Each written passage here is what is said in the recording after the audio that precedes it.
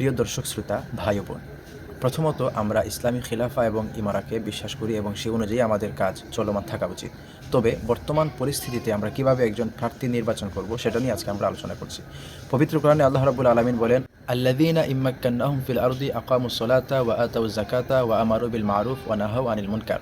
এই আয়াতে কারিমা থেকে আমরা চারটি বিষয় পাই: নামাজ প্রতিষ্ঠা করা, যাকাত প্রদান করা, সৎ কাজের আদেশ করা, অসৎ কাজের বাধা প্রদান করা।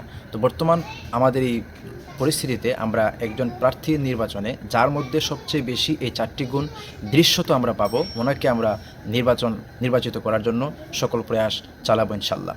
যার মধ্যে নামাজ প্রতিষ্ঠা রয়েছে, যিনি আল্লাহ ভীরুতা এবং নৈতিকতার পক্ষে কাজ করেন, যিনি যাকাত প্রদান করেন, যিনি গরিবদের হক নিয়ে চিন্তা করেন এবং গরিবদের হকের প্রতিষ্ঠা করার পক্ষে যে সকল বাধা বিপত্তি আসে বা আসবে ওইগুলোর বিরুদ্ধে তিনি স্পষ্টত অবস্থান গ্রহণ করেন, যিনি সৎ কাজের আদেশ প্রদান করেন, যিনি আল্লাহর জমিনে আল্লাহর বিধান বাস্তবায়ন করা এবং যত সঠিক কাজগুলো আছে সেগুলির পক্ষে কাজ করা, আর সকল অন্যায় কাজ থেকে বাধা প্রদান করা, জুলুম, বেবিচার, জিনা, খুন, রাহাজানি, চাঁদাবাজি, টেন্ডারবাজি ইত্যাদির বিরুদ্ধে তিনি সুস্পষ্ট অবস্থান গ্রহণ করেন এবং কার্যত ভূমিকা যার মধ্যে বাস্তবায়িত হয়ে থাকে, যার মাধ্যমে তাকে আমরা নির্বাচন করার চেষ্টা করব।